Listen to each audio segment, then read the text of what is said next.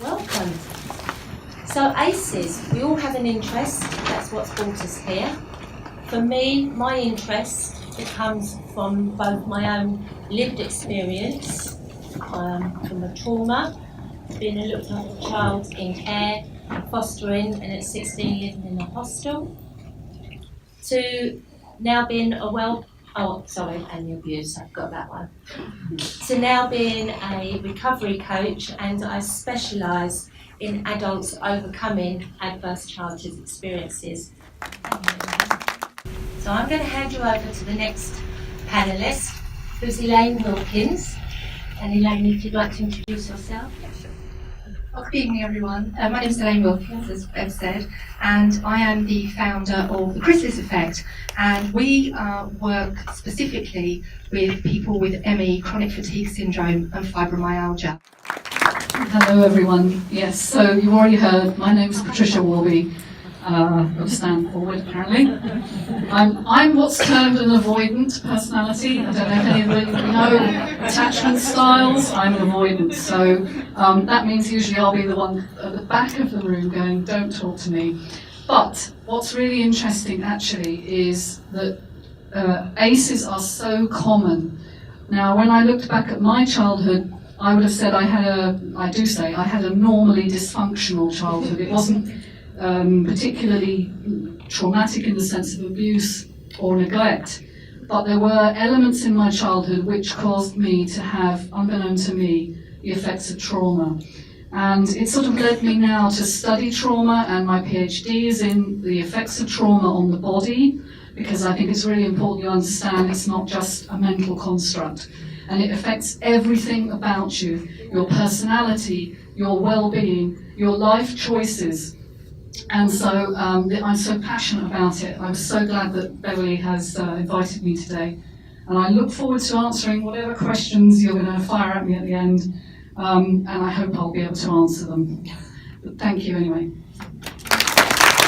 So for me, I stumbled across ACEs through recovery from, like many people, childhood trauma from mental, physical, sexual abuse and neglect. And I've been in recovery now for 19 years and will be forever in recovery. But I stumbled across health and wellness, and that's what I've created, the Clean and Living Therapy Programme, which is trauma-informed.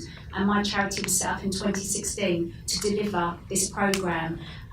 Very slow going, like most of us with our practices and our programmes, but it is ACE informed. And I'm proud of that because I didn't know it at the time when I created it and wrote it. So I must have known something, so that's good. So I'm really proud to be here as part of the panel, and thank you for inviting me with these lovely, lovely ladies, and I just look forward to answering your questions later on. Okay, thank you. I come for myself. Welcome, Christine. I am a survivor. Welcome. It has been awful. Yes. I've just experienced everything in there. Not only me, but the ladies that I've been with since going into a refuge. And I've seen it there. The way I've been treated is classed as what I would class as re-victimisation. And I'm reporting institution abuse and organisation abuse. And basically I've been looked at as stupid, I've been called a rebel, childish, and I have to ask for toilet paper. Well, I would say, I'm glad you're a rebel. I'm not a rebel, I've got a voice now. And that's great. And that's through the Truth Project. Nico and Chrissy. And I'm glad you've got a voice. And as a survivor, I hear you. And Chrissy also hears you too. And I will be connecting with you afterwards. And thank you. Thank you for using your voice tonight. I spent time living rough and in prison. That broke up the period of living rough. As an alcoholic as well. Now working 12 steps.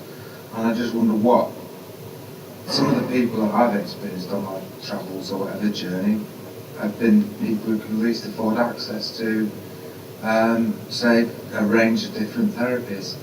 So, I mean, how could this be spread, say, through prisons or... Well, this is where, by raising awareness of ACE, and I know that Roger, you're in the audience somewhere, here's Roger. Roger's also part of an ACE awareness campaign and wants to put together a conference, as Elaine was saying earlier, because the more people that have access to this, it means the more people have an understanding. So, for instance, doctors, practitioners, schools, if they have an awareness of ACE, then it becomes an everyday policy. And regardless of a financial cost, you have access to other care as well. So I do hear you, Nick, and I absolutely, I'm passionate about this. I find it very hard to contain my words. I'm now going to pass on it a little bit more for other people, because I could just sit here and answer everybody.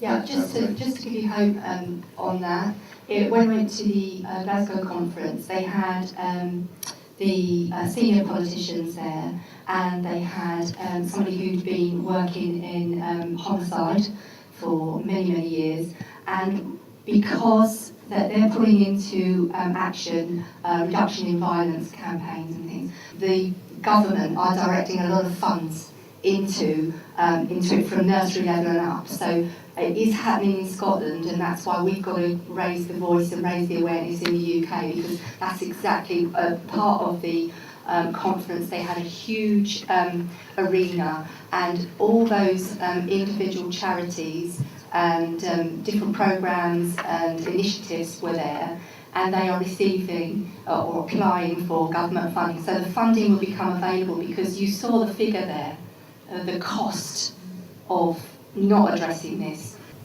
It's just hard to kind of square all this with a government that starves councils of resources, for instance, or schools or hospitals, and that's going on, and that's nationwide. Yeah, and that's what's got to change, and I suppose I guess that's going to be the driving factor, really, isn't it, behind what we're doing. Chris, do you want to comment on? Yeah, which? Yeah, just we need a cultural change in this country. It's simple as that. So once we can get this ACE awareness out there at all levels, on an individual level, on an institutional level, and on a society level, government level, legislative level, then that's where the change comes. But the awareness needs to be put out there first, and more people need to come and watch this film, or this film needs to be sent out to them so that they are aware that they can save billions of pounds in public money if they have this understanding, and if they put it into the lower level, through the schools, through the healthcare system, we can save billions of pounds. But it's a whole cultural shift. And in America, you can see they've been doing this for 10, 20, 30 years. So it's going to take a long time. It's not going to happen overnight, but that's not to say we can't get the ball rolling for this to happen.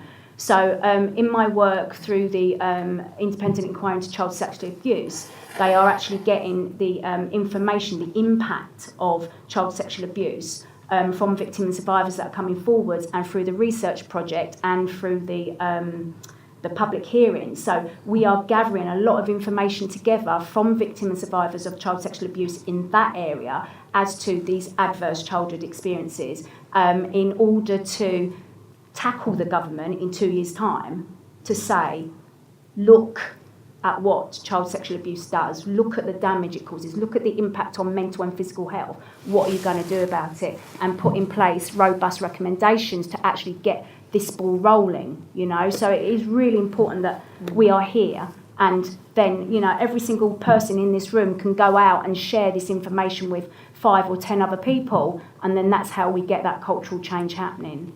Thank you. A lot of the time the abuse is normalised to them. I mean, I come from a family of 5. Our abuse was hidden behind a upper middle class family, very well spoken mother. a screen that people still cannot comprehend that a mother will hurt her own children. We went through school in a classroom full of children being children, unable to even concentrate because I've long become an adult. I'd like to know how this is going to be spread across, because abuse is predominantly seen as something that happens in poor, low-income families, kids in care. It's very much hidden in the middle and upper classes, and it needs to be across the board. Absolutely, Rosa. And what I will say is the first showing in Kent of this film was at Tunbridge School in Kent, which was a private school. Brilliant. It's steps, it's little steps. It's frustrating, and I hear you. That's why, personally, I use my voice to raise awareness of sexual abuse. Let's not hide from it. Let's not pretend it doesn't happen. It does. Not everybody's able to have a voice and raise that awareness. That's why thank you to those who are able to. For the other people who aren't able to, do you know what? We're all here together, and that's okay too. But your story through the Truth Project is valid as well. Our mother started with verbal abuse, and this is how it breaks children down until the abuse became sicker and more twisted and went on to sexual abuse. We were gradually broken down. Children need to be aware clearly and not feel isolated because they think, or alienated, or left without a voice.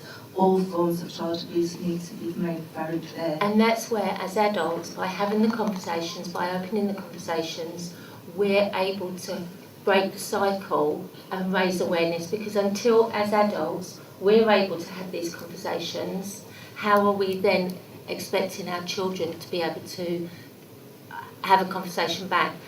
So I hear everywhere that what you're saying, and thank you both. The large majority of children are abused within the family home. So when we're speaking about educating parents on how to safeguard their children and what signs to look out for if their child's being abused, what if it's the parents abusing their children, where do they go? It's never safe when you're abused at home. It can't be left down to the parents Because of that fact. Absolutely. Yeah.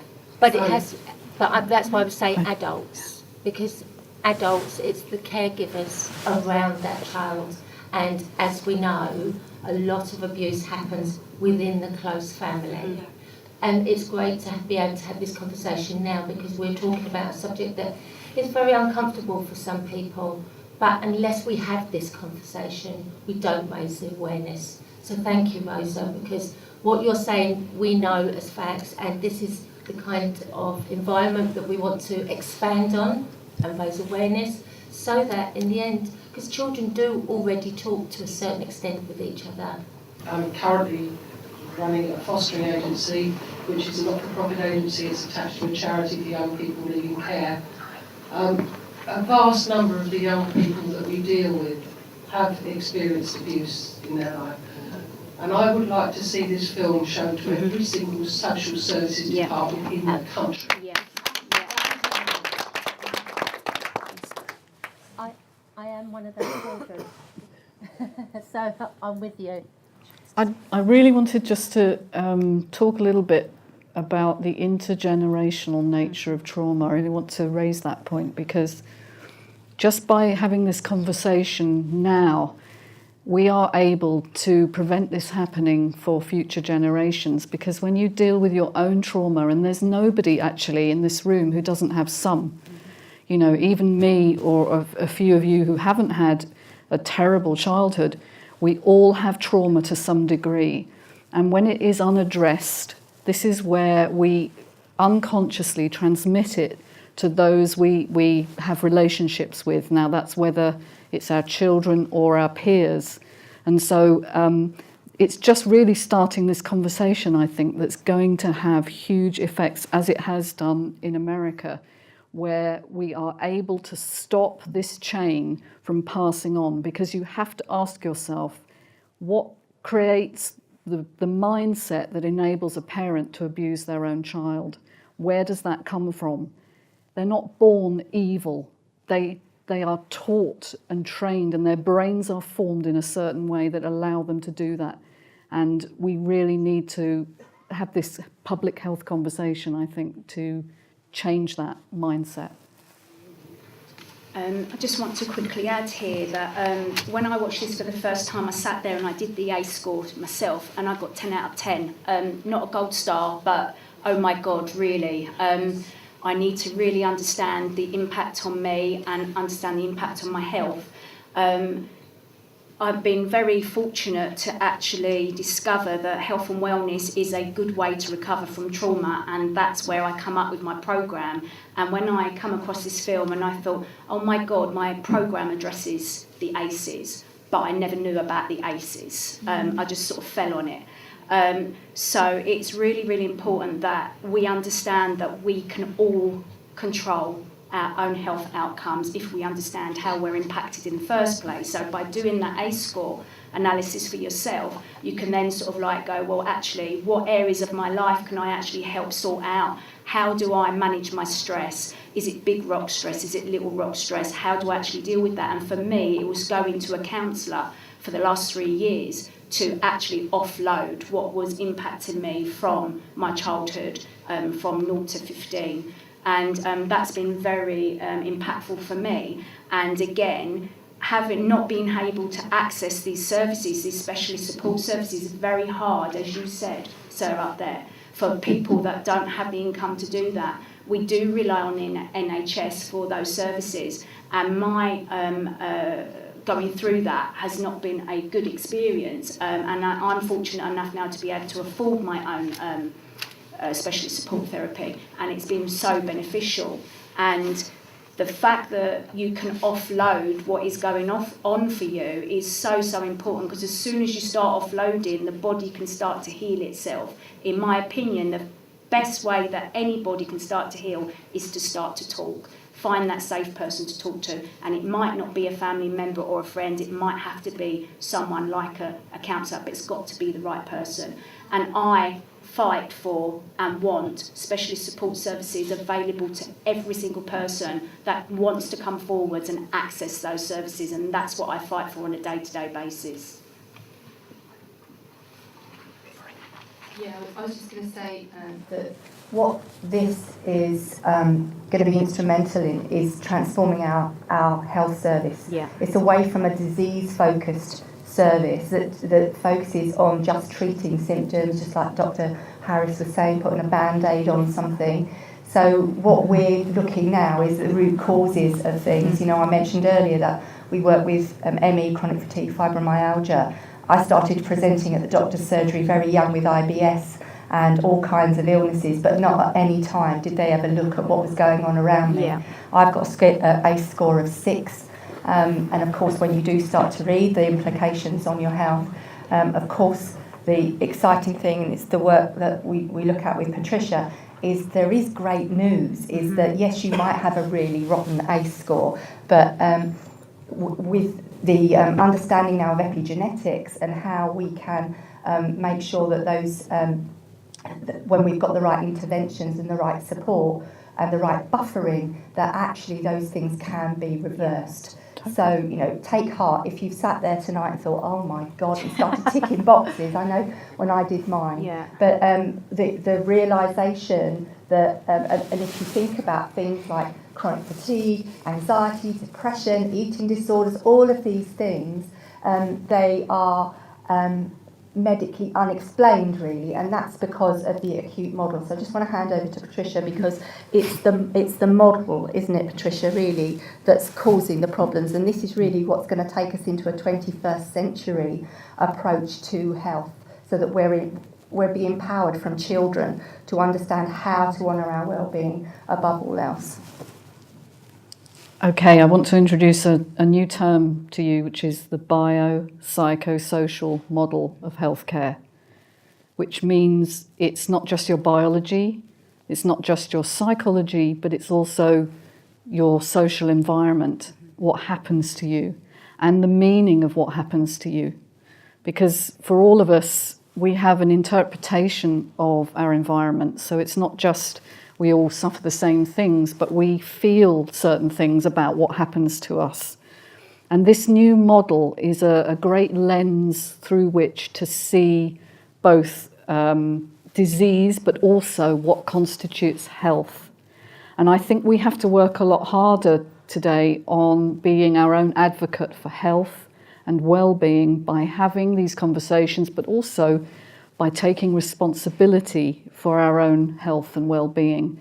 Of course, we all need help and support, and we need institutions that give us what we need, but we need to take up the mantle ourselves in the first instance and start to say, what do I need and how am I going to get that from the people around me? And it may be that it's not your family of origin that you can turn to because, you may have had historical difficulties with them.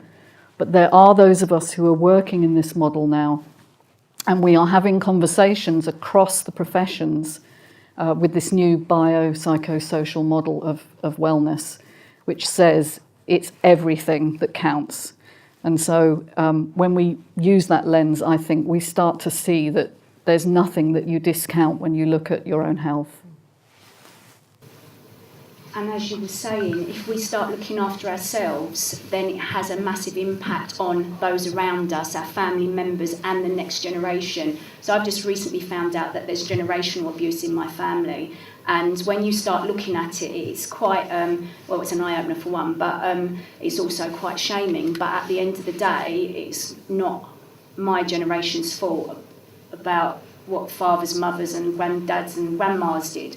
But it is my responsibility and my duty to make sure that the impact on me doesn't pass down onto my children. So as you were saying, taking your own individual responsibility and understanding and knowing where to go and get the help and the support is really, really vital.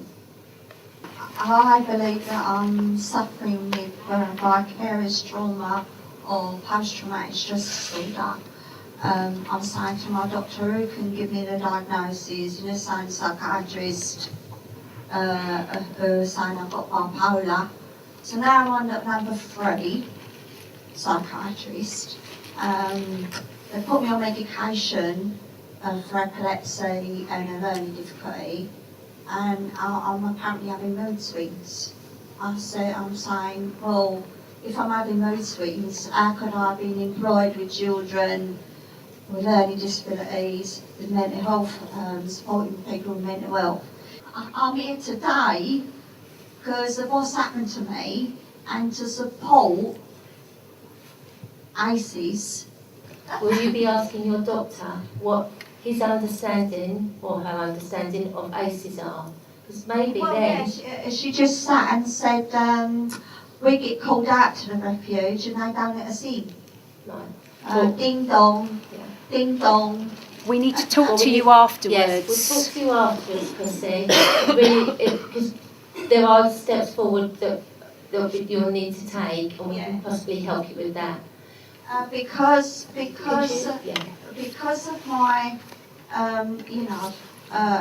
the abuse as a child, because of that, I believe I've gone into a relationship of abuse. Yes. And then I was on number 3 abuse. And that's more than likely. And I was on 1, 2 and 3. Yes. And now, when I've gone to the doctor, I don't know me backside from the elbow. No. Well, I'm having flight of ideas currently. And I appreciate that, Chrissy. What we'll do, we'll speak to you afterwards because we're short on time for questions and answers. Could you pass the mic to the lady in front of you? Can I just ask that ACEs is like a diagnosed criteria? Like ACEs, Well, it will help. Post-traumatic stress disorder covers a wide range, but It will. I believe that my trauma is actually ACEs. Right, Yes, Chrissy, we'll we'll come speak from to that. you afterwards. Well done. Yeah. Can you pass that to Cherry? Thank you very much, Chrissy. My name's Cherry Rudge and I'm a professional hoarding practitioner and trainer. So what you've been describing, I've come across manifested physical form in people's homes. So whether it's chaos, disorganisation, hoarding behaviours, addictions to whatever it might be, including purchasing or acquiring, compulsive acquiring. And often it's 99% of the time, it's often to do with lack of control in their lives. So what we aim to do is trying to give them a voice to be able to talk to us about what's happened to them, and often we're the first people who they've ever told that they've been abused or raped or whatever it might be. And it can take several visits and several sessions before they're prepared to open up and actually start working with us to do some physical lifting, shifting, moving, or create a plan of action that's going to make them feel better and make their homes more functional. And it's why I developed something called the Hoarding Icebreaker form, which is something people can download off the internet. They just print it out, tick it off, and there's loads of questions that relate to what the problems are and how it's affected their health, so they can take it to a GP and start a conversation.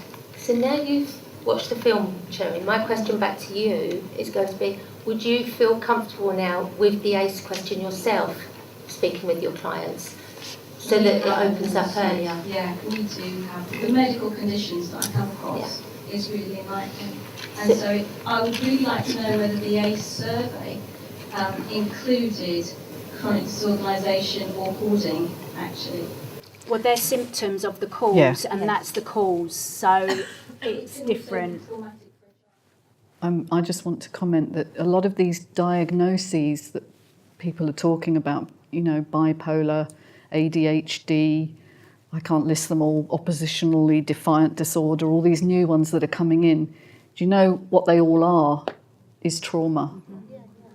They're just labels. Diagnoses are labels because, I don't know if you've heard, but there's a book called The Disease Delusion. It's written by the father of functional medicine, Jeffrey Bland, and he talks about our need to classify as human beings. We like to classify things. We like to say this group of symptoms equals this thing. And now we've called it this thing, there's this handy little drug that deals with this thing. Oh, and it has side effects, so now you need another drug to deal with the side effect. And so you end up on multiple medications, some of which don't help you at all, and the side effects are actually worse than the original condition. So do you know, trauma is at the heart of most of this, and it's creating a dysfunctional and costly, actually almost bankrupt medical system. So we do need to do something. We start with these 10 questions, but obviously it then develops the conversation to talk about some of the coping strategies of people with trauma, including, for instance, hoarding, alcoholism, addictions of all kinds. They are not the issue. The issue is what drives those behaviours. Yeah, my name's Paula. I've got a diagnosis of bipolar myself, and I very much see that as a result of the trauma I had in early childhood. I was diagnosed very young. I think I was privileged enough to be part of a generation with early intervention, and I'm very grateful to it.